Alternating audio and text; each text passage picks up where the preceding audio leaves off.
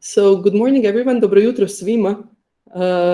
So we have people joining online and offline. It's a pleasure to welcome Professor Tihamer Tot from Budapest, Peter Pajmani Catholic University.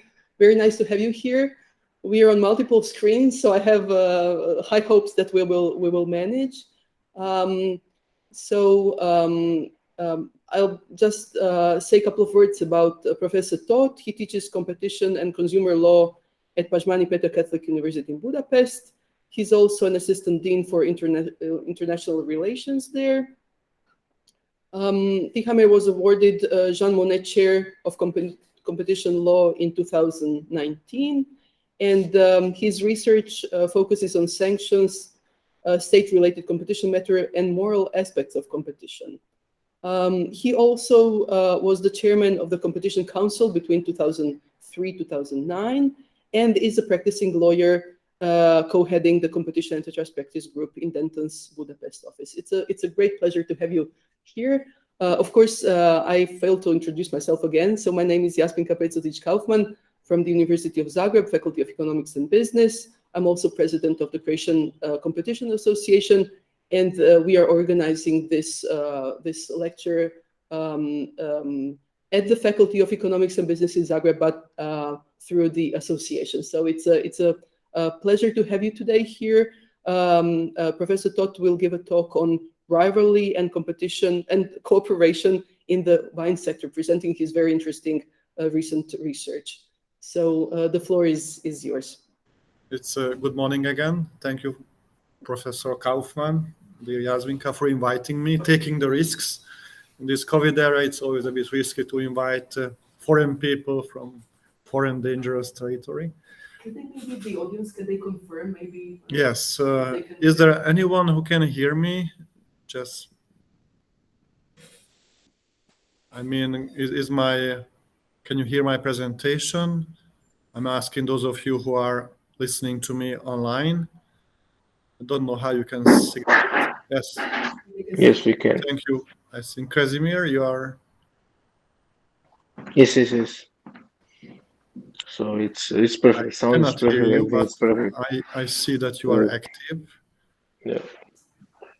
Which suggests that you can hear me. Good.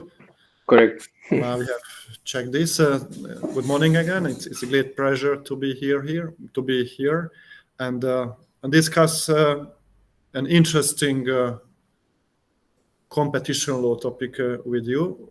When I was preparing for this trip, I was thinking about seriously, which is a topic which may attract a variety of audience, and the topic which kind of bridges Croatia and Hungary.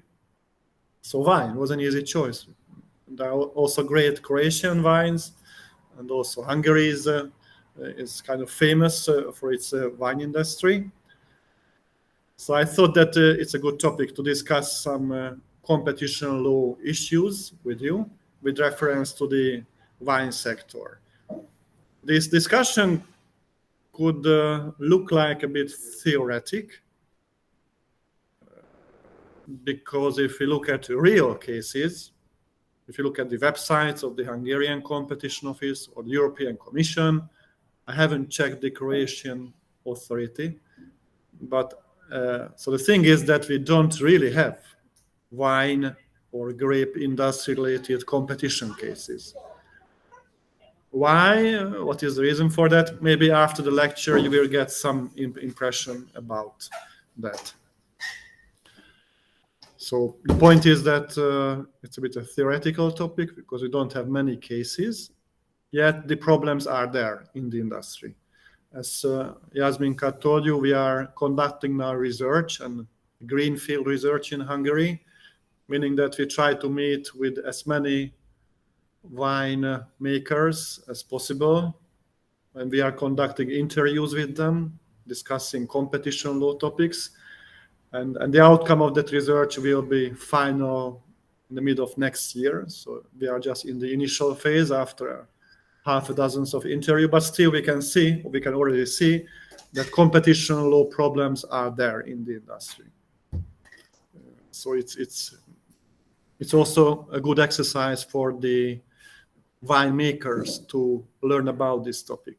We very often have the experience that winemakers, grape grower farmers, and I could generalize it that small undertakings usually just do not have a clue about what competition rules are about. Even if we have competition rules in place in Hungary ever since 1990, so 30 years now, still there are many entrepreneurs, undertakings who are not familiar even with the most important competition rules. So that might be also the case in the wine industry, unfortunately. I have to work on 2 computers here. I hope it will run smoothly. So this is a small summary of the structure of my talk. First, I would talk a little bit about what competition means, how we competition lawyers define competition, what is the fascinating relation between rivalry, head-to-head rivalry, fierce competition, and cooperation. Is there a tension between them? Should they be complement each other? Are they the kind of yin and yang part of the life? Then I would deal as a lawyer about with the sectorial scope of competition rules. As a rule, competition rules have a general application. They are binding both in the financial sectors, in sports, in the coal industry, and also in the wine industry. Yet we will see that since grapes and wines are agricultural products under European laws, we have a specific set of rules applicable to these products, meaning that we have a bit more exemptions from strict competition rules in this industry. I will also show you the European exceptions and also the Hungarian ones. Usually, I'm a very proud Hungarian, talking about, I'm proud of talking about Hungarian competition law experience, what great cases we have, how great our competition office is. Yet when I have to address this topic, then I am a bit hesitant how to talk about this, because I personally do not like this agricultural exemption that we have in Hungary. It was very much politically motivated. It was not well discussed. It's a quite awkward exemption, I have to admit at the outset. So please don't follow the Hungarian example in this field. Then I would, of course, tell you a few examples, real-life cases, not just hypotheticals, where we see that there are competition law problems in the wine industry, cartel-like arrangements.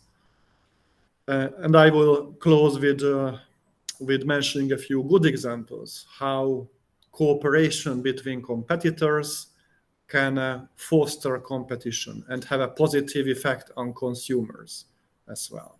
So that's the plan. I hope you will enjoy it. Well, since most of the audience is online, practically speaking, I think it's more practical to have questions, comments after, so at the end of the talk. Thank you. So please collect your questions and comments and don't forget to ask them.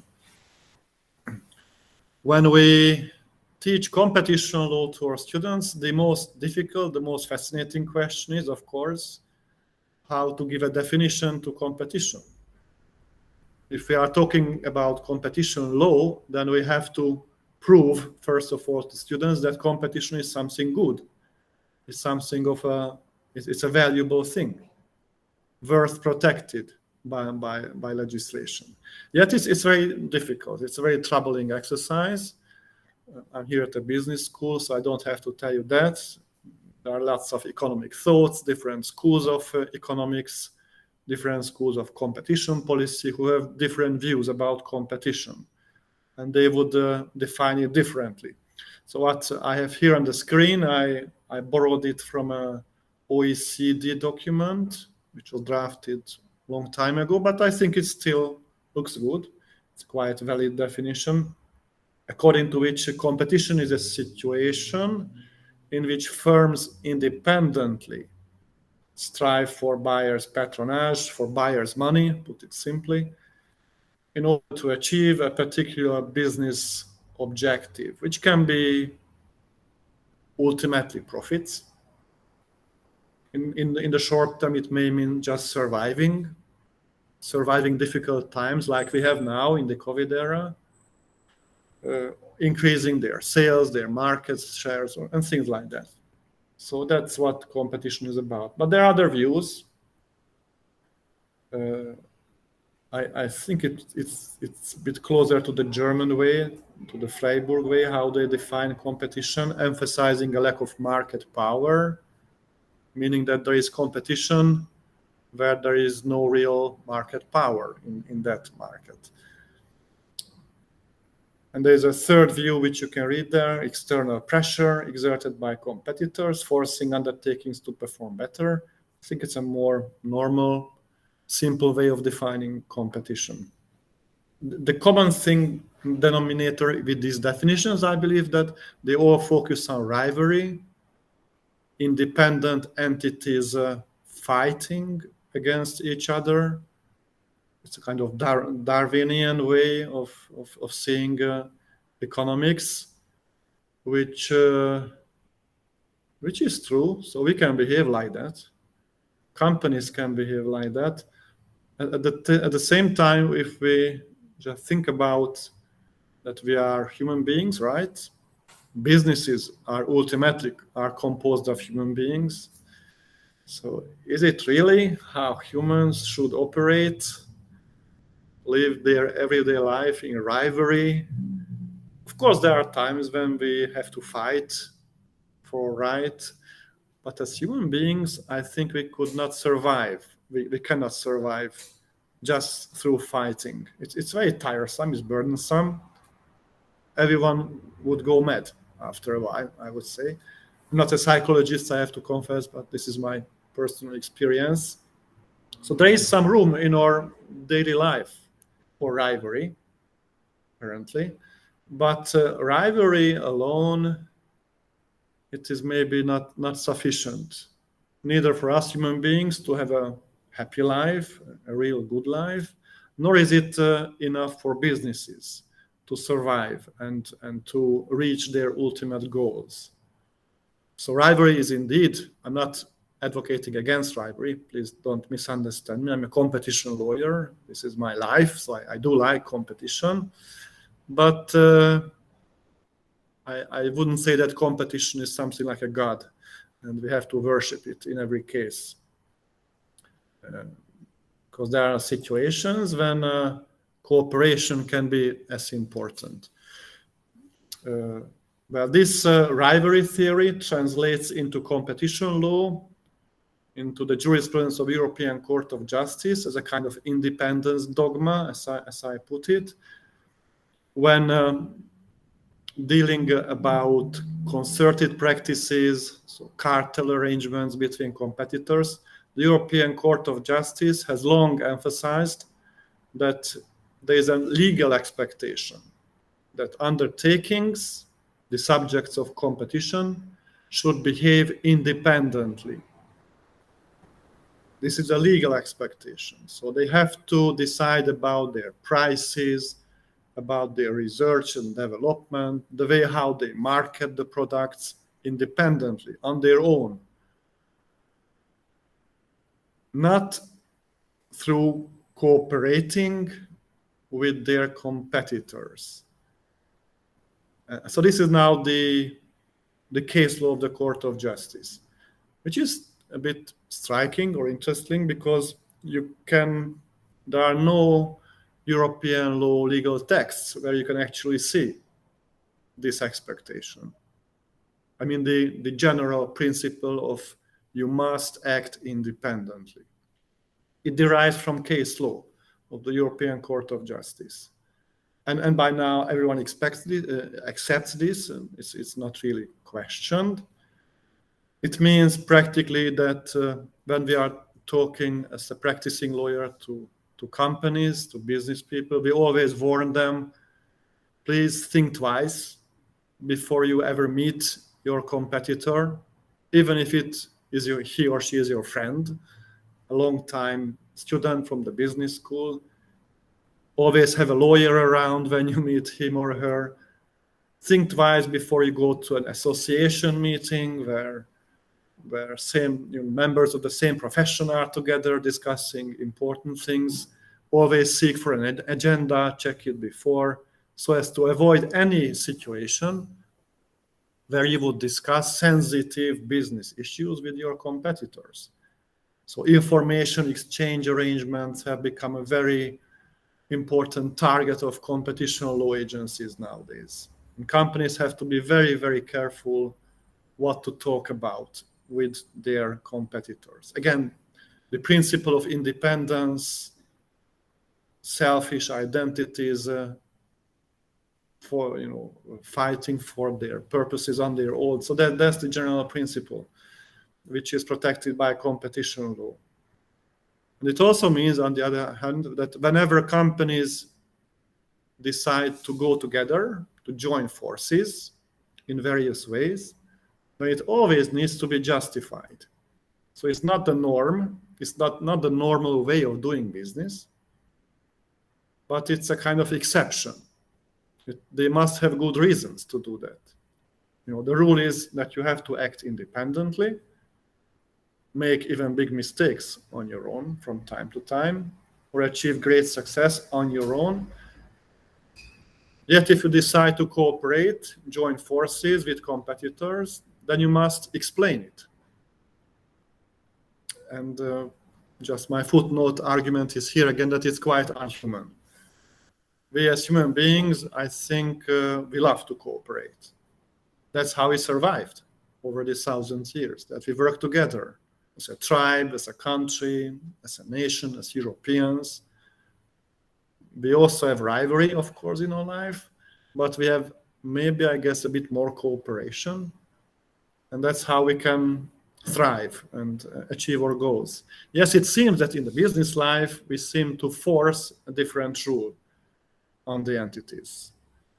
And whether it's good or not, well, it's a very philosophical good question. So back to justifications. So whenever you cooperate in business, and that's also true for winemakers and farmers, that whenever you decide to cooperate, then you must have good legal reasons. You have to ask a competition lawyer to ask whether you are on the safe ground. I just listed here the legal arguments which you can think about, how you can defend your case, because it has to be defended, it has to be justified. So there are cooperations which are absolutely necessary. If you want to enter a foreign market as a small company, then you usually cannot do it on your own. You must cooperate with others. If there is a public tender where you have to build a new motorway with bridges, with tunnels, the rule is that companies on their own, they just can't do it. They don't have the expertise, they don't have the machines, they don't have the past experience. So they must form a collaboration, a consortium, as we call it. And they have to bid collectively for that tender. And then we would say it's a good cooperation, no problem with that. But they have to explain it. They have to prove that it's a necessary cooperation, that on their own, they could not do that job. The legal outcome would be that such cooperations are not anti-competitive at all. The second way of argument would look like that we are small. We are small people coming together. We might restrict competition a little bit, but this effect on competition is very small, negligible, below the radar. And that may be a very valid argument in the wine industry, for example. Wine markets are typically very fragmented. It's a competitive market in most countries. Many small manufacturers fighting for the money of the consumers.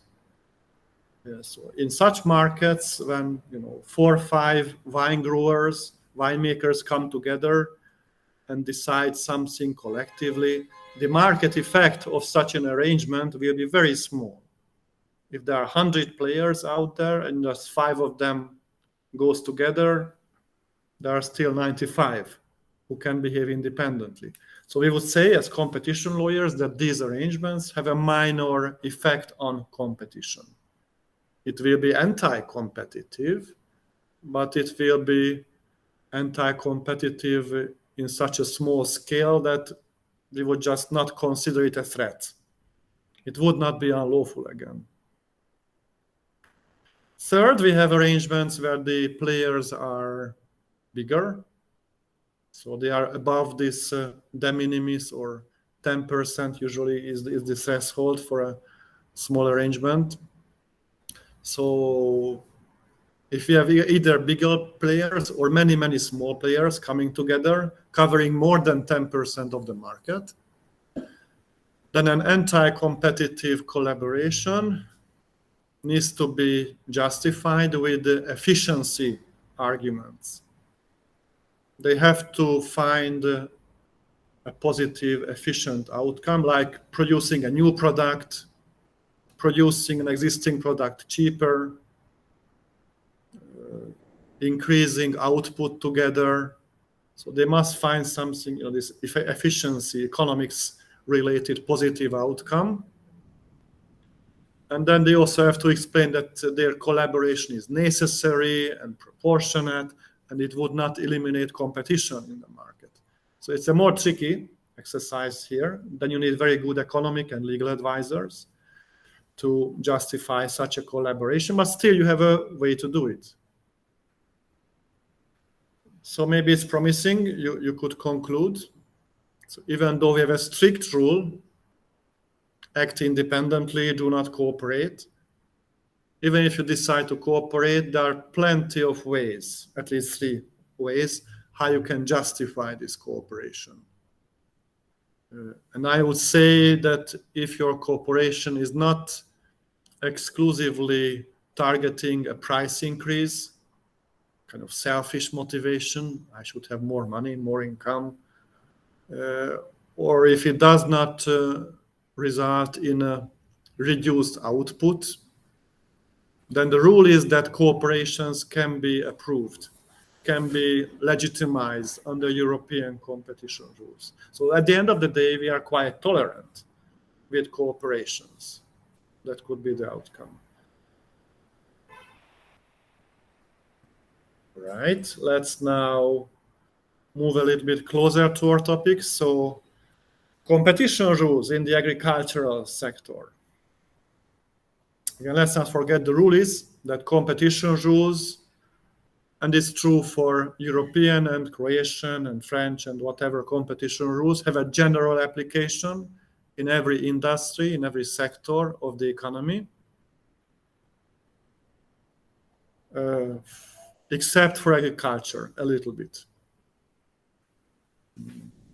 My conclusion will be that despite all these exceptions we will be talking about now, at the end of the day, the general expectation on agricultural producers will be almost the same, like for other industries. So there are some exceptions. We have long regulations, but still, if you look at the practice, these exemptions are very narrow. So if you're an agricultural company, ultimately you have to obey the competition rules. And my view is that these exceptions, however long they may be, however detailed they are, they don't add too much to the general competition law exceptions we have anyway.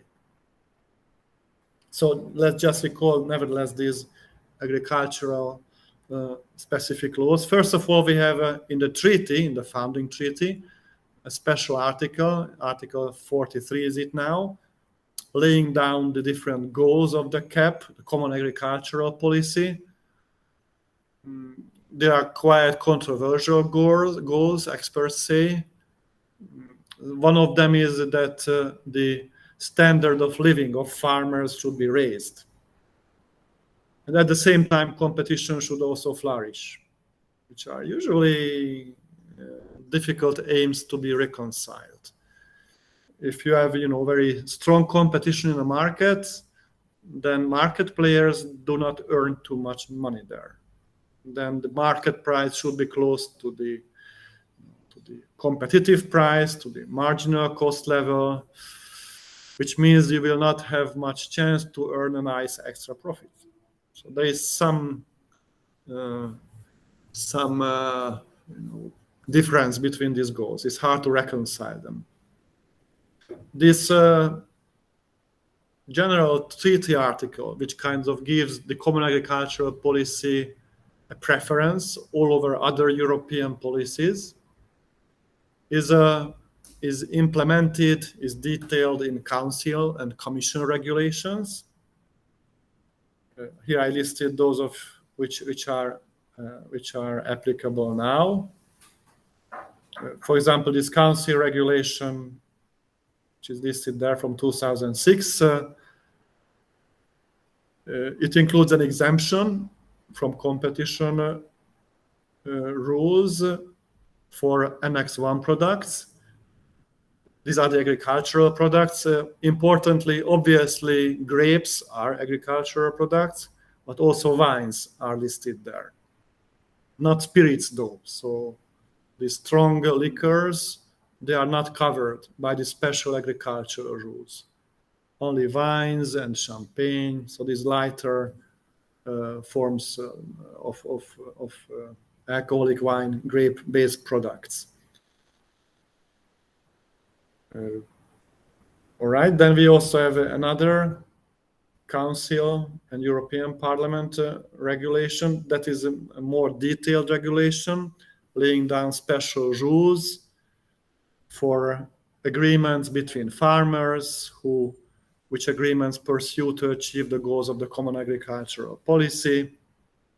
Also, decisions of so-called inter-branch organizations are treated favorably, enjoying an exemption from competition rules. These inter-branch organizations are kind of serious trade associations. In the wine industry, there are also such organizations, at least in Hungary. There is one organization which was recognized by the government as such. It collects every player from the industry. So not only wine makers, but also grape growers, also traders. So it collects everyone in the industry, trying to balance all the different interests in the wine industry. So it's a very important body. It's not a state organ, but it's very close to being a state organ. So this, according to this regulation, most potentially anti-competitive acts by these inter-branch organizations will be exempted from competition rules. However, and there is a big but, as you can see there, but none of these measures, none of these exemptions should authorize agricultural companies to basically to create a price cartel resulting in identical prices, or to eliminate competition altogether. So they may restrict competition, they may distort competition in order to further an agricultural objective like the stability of the markets, increasing the welfare of farmers, but this should not be at the cost of price competition.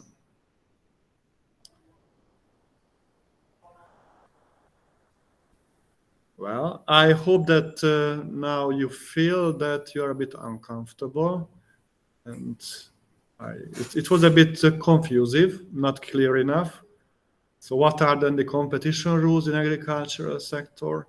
What is what they can do and what they cannot do?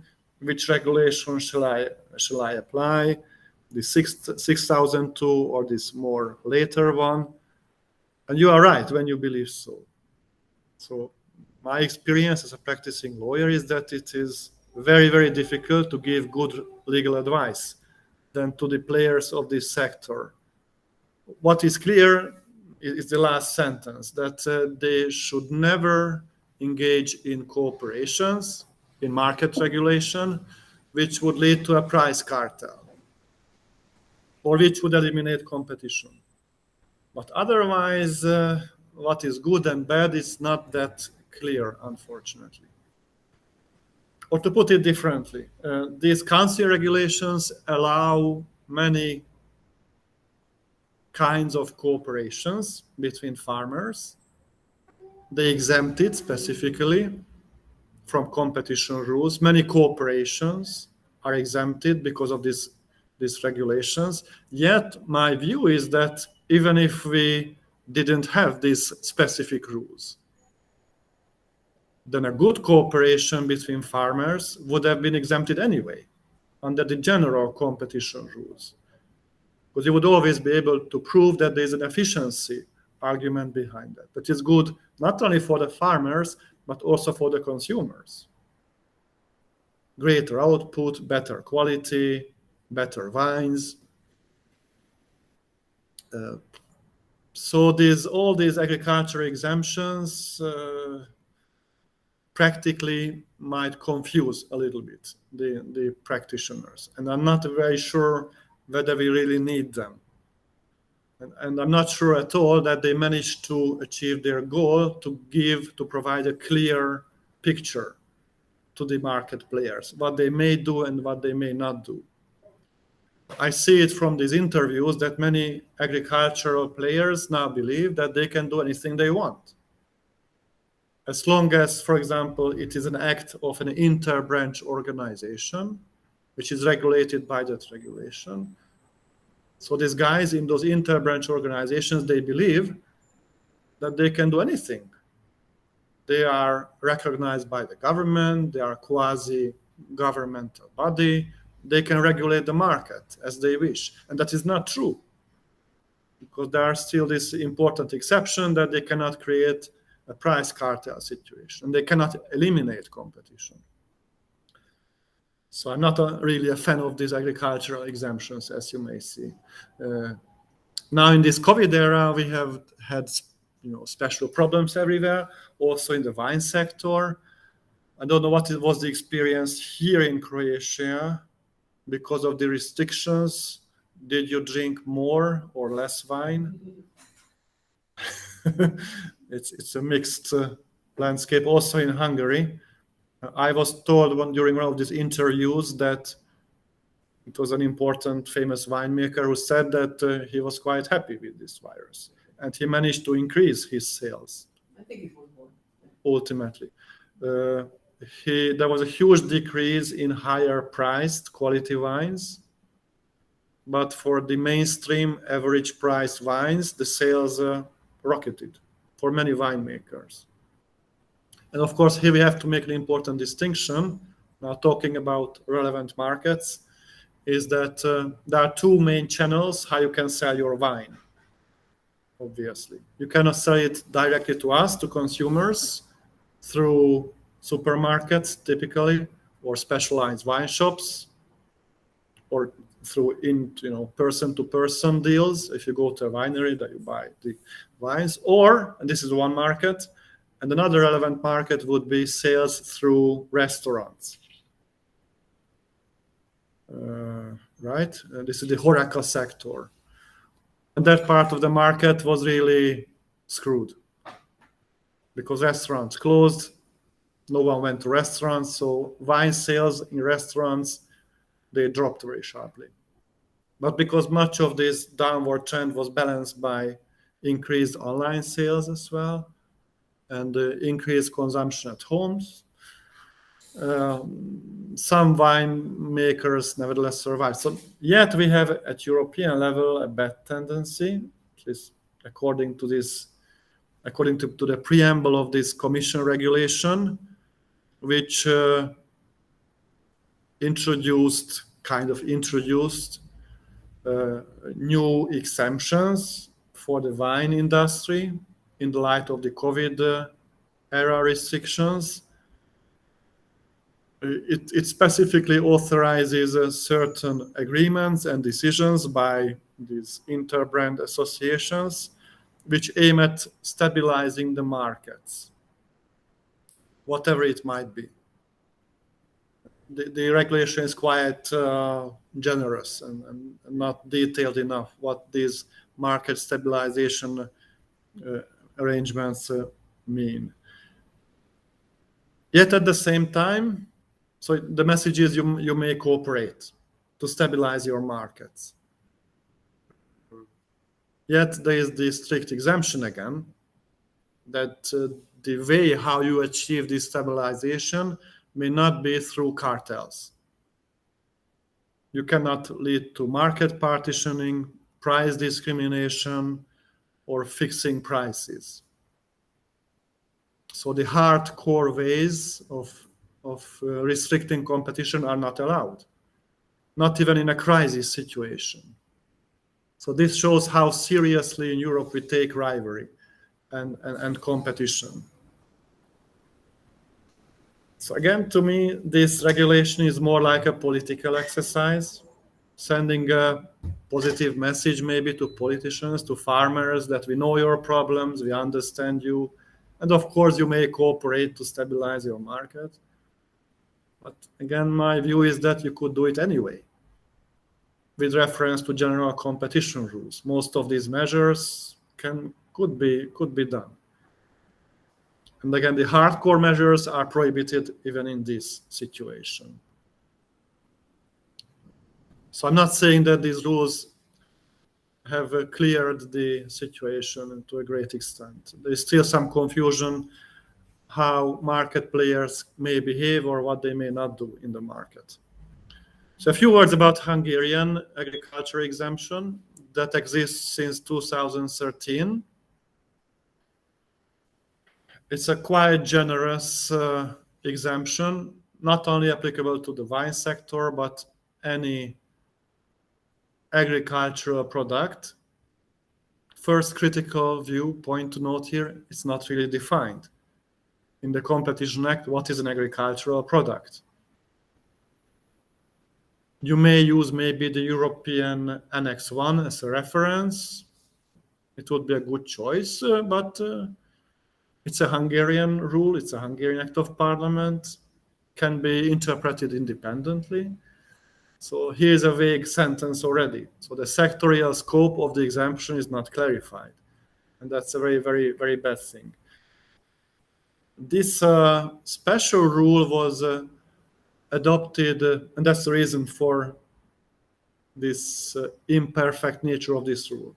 It was adopted very suddenly during a couple of weeks as a result of an individual member of parliament suggestion. So it was not done the traditional way, that the Minister of Justice works on a draft for many, many weeks, discusses it with the Competition Office, with the Association of Competition Lawyers, and then after there's a compromise and they submit it to the parliament. So it was not done like this. There was a member of parliament who submitted a very short modification of the act, and the parliament almost immediately after 2 weeks voted on that proposal and accepted it. And the reason for that was a very interesting case. The Hungarian Competition Office at that time started a cartel investigation involving the melon industry. So not the wine, the melon. Do you like melon here in Croatia as well? It's watermelon, yes. We call it, for some reason, Greek melon in Hungary. I don't know what is the reason. We quite often import it from Greece, but Hungary is also proud to be a very big melon producer, especially in July and August. Then we don't have imports at all, really, practically. And everyone is supposed to eat Hungarian melon. If you're a good Hungarian, then you must, it even resembles the colors of our flag, red, white, and so it's kind of national proud that we have melons. And the thing was that at that time, we have always had problems, of course, with prices, that melon producers complain that they are too cheap. They cannot sell their products at a high price to supermarkets. And that was a problem like this.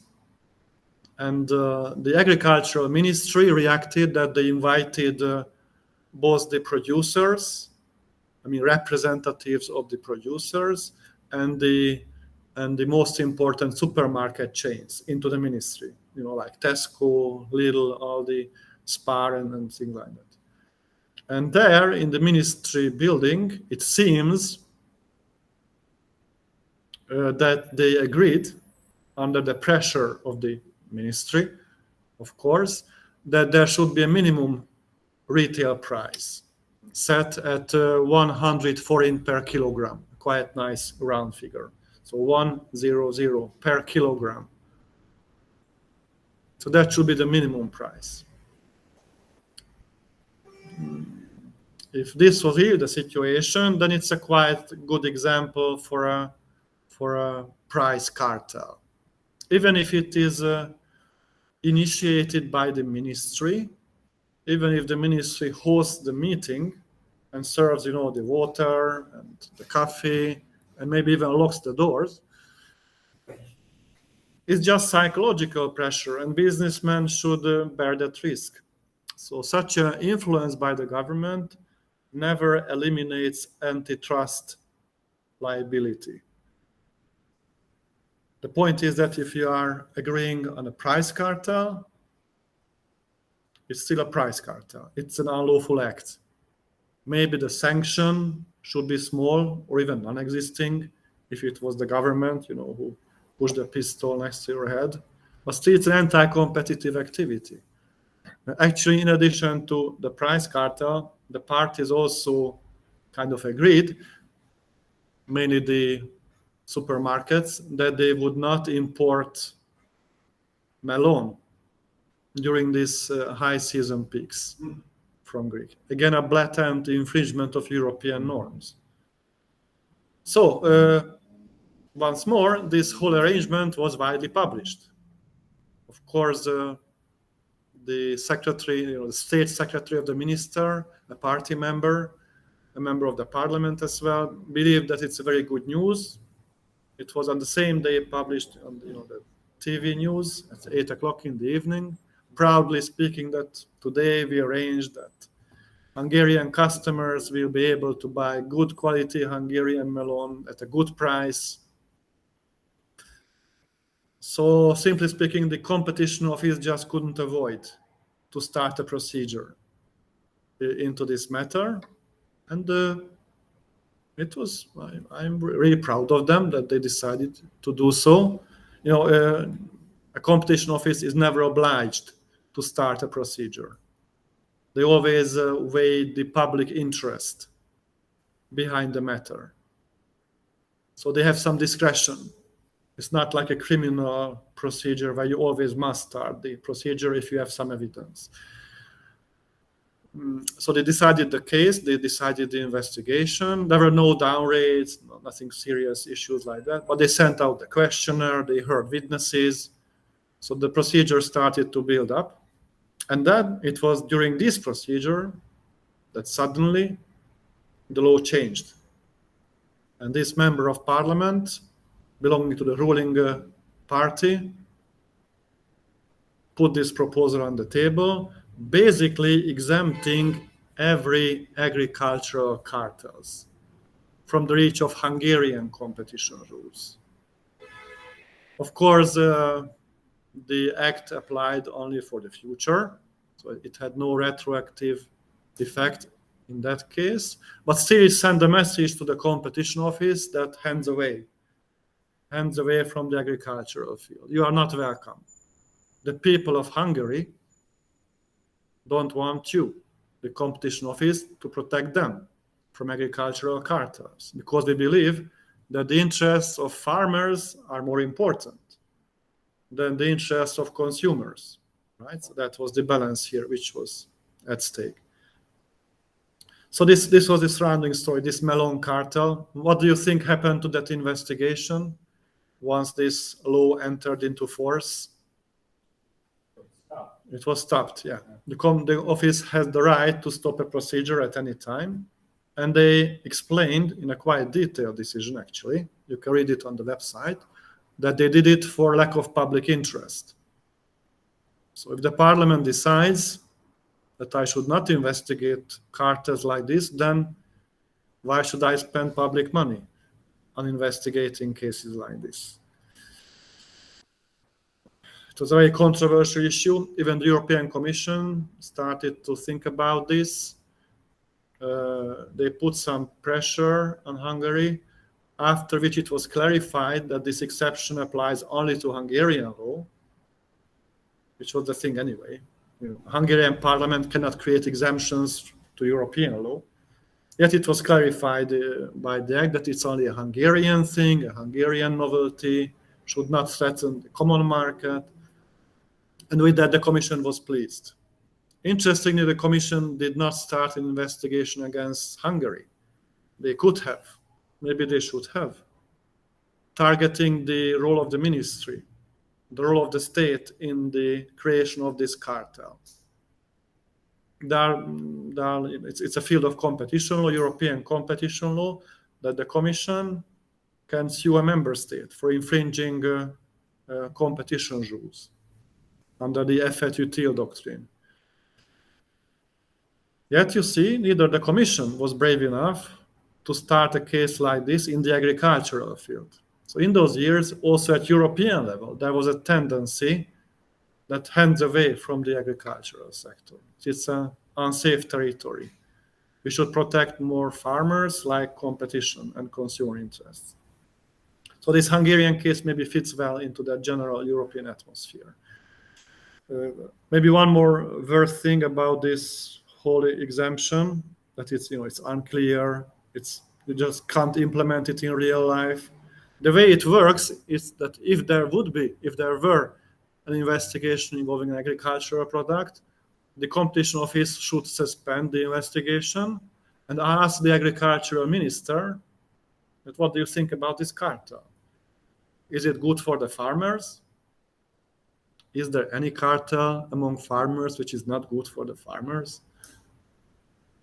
They cannot be that stupid, I guess, to set up a cartel which is not, pursuing their interests. So if the minister believes that it's a good cartel, then he would send an opinion, an informal something. Legally speaking, it's nothing. It's not a decree. It's not a decision. It's just an opinion, a letter to the independent competition office. And then the competition office should stop the procedure based upon this letter from the agricultural minister. So it's a quite unusual. There is someone who would like to admit. Can I? Okay. So the procedure is very silly, unworkable, unusual. And another wrong or bad thing with this regulation is that we have another rule saying that even in those cartels which are prosecuted by the competition office, so it means where even the minister would say that it's a bad cartel, which is very rare. So even in these rare agricultural cartels, the competition commission or office would not be able to impose a fine. They just would warn the companies that don't do it again. Maybe they would set a time limit for them to correct the measure, to abolish it. And only if they don't comply with the order, then they would be able to propose a fine, which is, again, unusual. It's just not existent in Hungarian law, this kind of procedure. Again, a message that you can spend 2 years investigating a farmer cartel. Even if it's a bad cartel, you will not be able to find it. No real sanctions are available. So again, the message was for the competition office that we don't want to have agricultural cases anymore. And it really happened. So there were 2 other investigations in process at that time, including, I think, the sugar industry, one of them. It was also stopped because of this exemption. And ever since, I cannot recall any big cartel cases where the competition office brought a case, either under Hungarian or European rules. Again, this exemption only applies to Hungarian rules. And the Hungarian competition office, as an enforcer of European rules, potentially is in a place to fight against the Hungarian farmer cartel based on European rules. Yet, because of the public interest, lack of public interest stemming from this parliamentary, new law, they would never do that. So it's a sad thing, I would say. The outcome is that players in the agricultural market, right now they just don't know what they can do, what they should not do, because what they see practically is that they can do anything. There are no European Commission procedures from Brussels targeting Hungarian markets only. The competition office in Hungary is doing nothing because of this exemption. So they might have the wrong belief that they are free to do anything. Yet because of the existence of European rules, it's not true. So we should warn them as practicing lawyers that European rules apply. I would say there are no agricultural products, no agricultural markets which would be exempt from European rules because they are very local. Trade is liberalized. You can even trade with eggs, very vulnerable agricultural products. And whenever you can trade with an agricultural product, it is subject to European rules. So it's a very interesting exemption what we have. And my advice would be not to follow it in other countries. So I have 2 more slides left. I hope you are still with me. Some maybe exciting cases now from the wine industry. The first example, that's a Hungarian one I discovered during these interviews. They are not widely published, but from time to time we know that this Hungarian inter-branch organization representing the interests of grape growers, winemakers, they publish a kind of minimum price recommendation or even order. They don't do it every year, but in many years. So they publish a list of prices for which kind of grape, what is the minimum price which should be respected when winemakers negotiate with grape growers. And they just don't know whether it's unlawful or not lawful. Where if we read carefully the agricultural exemption, setting a price level, creating identical prices is unlawful, even for an inter-branch organization. There were cases in Italy, I can recall, there were no fines as such. It was a soft public intervention by the competition office that they advised an inter-branch organization in North Italy to change a practice like this, because the Italian authority believed that it's unlawful. Even recommending a price level, a horizontal price level, is unlawful under competition rules. So not just fixing the price, but the very recommendation in itself. It does not eliminate competition, it just distorts it, but it's still a cartel. I also heard from some winemakers that these price recommendations can also be a bad thing. The reason for that, I don't know how is it in Croatia here, but in Hungary, we have different wine regions. Some of them are very famous, kind of wealthier than the others. And if you are from such a famous wine region, like Villány or Tokaj, where we really make very competitive, very good wines, there, if you grow grape there, the price will be higher because of the higher quality of the grape, compared to the same grape produced in another part of Hungary. So now what happens if there's a unique Hungarian minimum price level for certain grapes? It will be somewhere in between the 2 actual prices, which is of course good news for the poorer regions, where they can increase maybe their selling price with reference to this recommendation. However, it's bad news in the wealthier regions, in the famous wine regions, where it may bring prices down harming the farmers. So these country-wide recommendations can be very counterproductive again. Not only anti-competitive, but also not leading to a good result for every farmer in the country. So one more reason not to have them. That's my point. I also listed here a few cases. Maybe I don't want to spend too much time on them. The point is just to show that in some countries, in Spain, France notably, there were real cases where the National Competition Office, so not the European Commission ever, but national competition offices in France and Spain, they felt it important to bring cases against winemakers and the associations of these winemakers. And they always involved price regulation, like that one in Hungary, and output regulations. Winemakers adopt these measures, usually with the goal to increase quality, reduce output, and at the same time increase quality and increase prices. And it's long established under European competition rules that these are cartels, which are not really exempted by the sector-specific exemptions either. You see that the Spanish authority even imposed huge fines, so almost 7 million euros. Later on, after long court debates, it was reduced seriously to 1/3, but still it was a huge fine at that time. The French authority, they were not that strict. They just imposed some 10,000 or 100,000 euros in fines, but nevertheless, they had cases. They targeted the wine industry. You ever had cases like that in Croatia? No.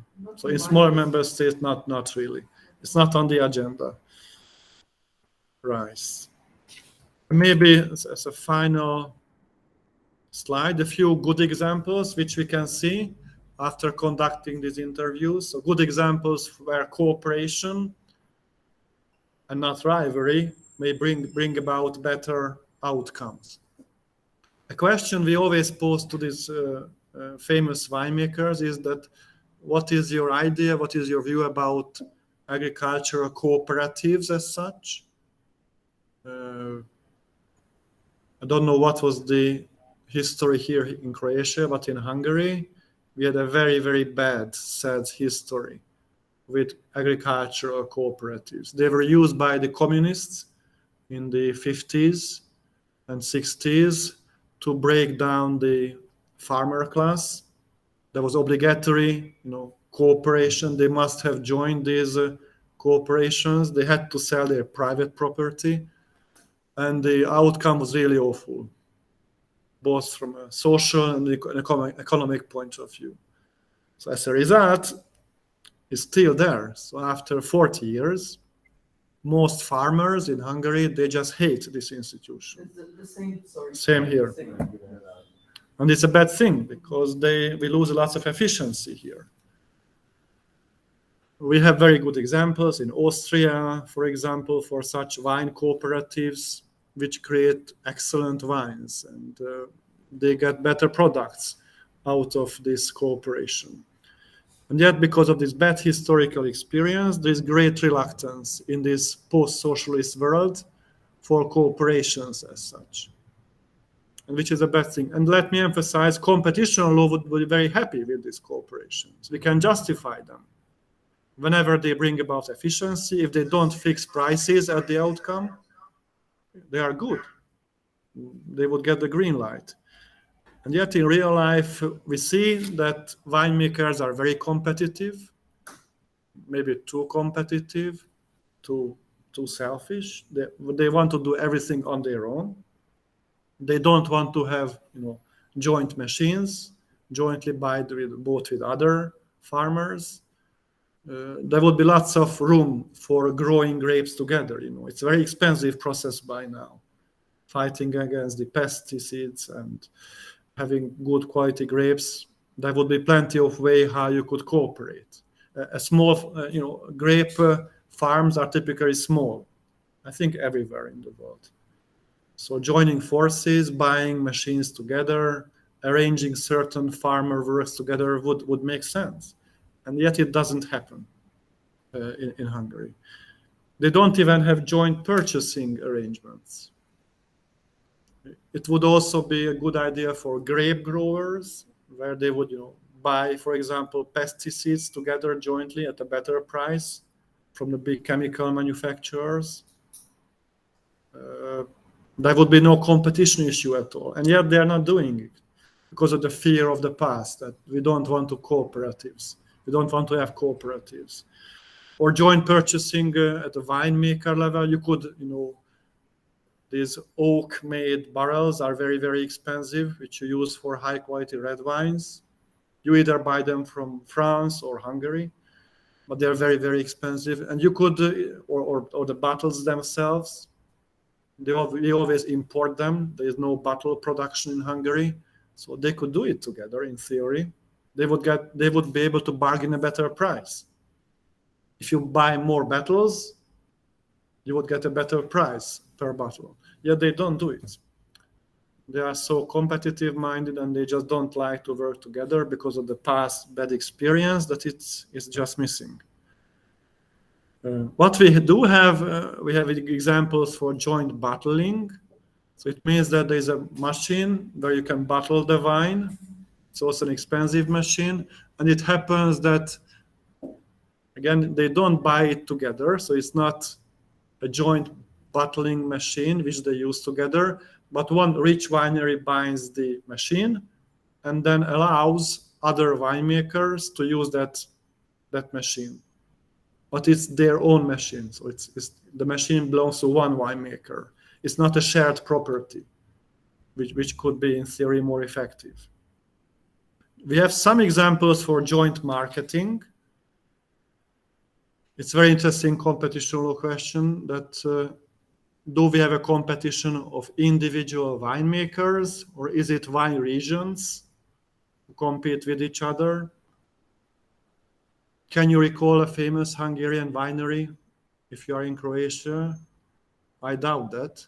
Maybe you could recall a famous Hungarian wine region, like Villány or Tokaj or Eger. You might have heard about it. So especially on the international trade level, maybe you could argue that these are regions, winemaker regions who compete with each other. We have heard about Bordeaux wines. I could not name a chateau on my own, but I heard about Bordeaux wines or Alsace wines or Piedmont wines. So we have some examples for that. Again, very rare. Maybe there are 3 wine regions in Hungary where individual winemakers come together, create an association which markets their wines together in the country and in the world, because it costs money. You have to spend some of your own profits, share it with the others to create a collective budget for collective marketing. And in many regions, in most regions, winemakers just don't do it. They want to do the marketing on their own, which is never efficient. We have some examples for collective branding. Have you ever heard about that? It's very interesting. It may involve various things. We have wine regions where the winemakers decided that there will be a common name, a common brand. They set certain minimum quality requirements for that common name to be used. And if the wine growers meet those requirements, then they may use this special label, this special name. It's still their individual wine, it's still their own wine, but they are using a common shared label on that. So some part of the label will be shared. They still have their own winery name on the label, but the big letters will be the same. It's like we have the name Fuchsli. I think it comes from German in a way, Fuchsli. It's a special wine made in a Szekszárd region, a medium quality wine by various wine producers. So joint branding, an interesting way of cooperation. Even rarely, we even have jointly produced wines. It means that various winemakers come together, they bring their own wines and they pull it together into a big barrel. And they create something really new. It's very rare. It happens just from time to time for a special occasion, like we had the Millennium. And for example, in the Vilain wine region, the most important red wine region in Hungary, there the 5 most famous wineries came together and they created a special Millennium red wine. But this existed only for 1 year or so. It was a temporary collaboration. We have examples for jointly operated website. It's a kind of marketing thing. Maybe I should have put it together. There are some examples for that. And this is a good example to show that state intervention may help this kind of cooperations. I heard that one of the conditions for state support, state money, to come into a winery was that they had to create jointly such a website. So it means that the state somehow pushed winemakers to come together to cooperate and create a joint website, a website for the wine region. And from there, they can export wines way easier than they could it easier on themselves. So this is a positive example to show how state intervention indirectly may help positive cooperation. There are other bad examples. So I was talking about joint, this cooperative thing, buying a tractor, a combine, so a big machine together by various farmers. There, for example, state aid measures don't support this. You cannot get state aid to buy a very expensive machine if you buy it jointly with others. I think it's not a good regulation, not good policy by the state. So we should find more ways to help these cooperations. That would be my closing remark, either privately or collectively by the state. Because rivalry is important everywhere in our human life, also in among winemakers, but there should be also room left for good cooperations.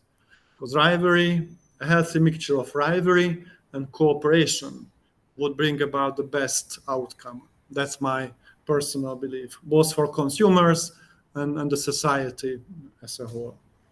So with that, thank you for your attention. I'm really sorry for being too long. 8 minutes left. Unfortunately, yes. Of course, you can reach me anytime with my email, so I'm happy to respond to questions also that way. In whether your research in competition wine sector is part of some broader research in the agricultural sector, or you just focused on wine? This research just focuses right now on the wine sector. It's part of my Jean Monnet chairship that I promised to do some research into micro markets. First, we were thinking about tourism and maybe wines, and now we picked wines because it's just a good way of researching. To go to the countryside, meet winemakers, drink some nice glasses of wine. Maybe it's a good research which we can extend to other micro markets. And it will be also good to extend it to other countries, maybe from next year on, and involve, how do you see it in Croatia, in Germany? I think that there are many points where we have shared views. It's also a good occasion to go abroad and drink great Croatian wines as researchers. Yes, please raise your hand, or you can also directly intervene. It's not unpolite. Any comments? I hope there are many of you who don't agree with me on some points.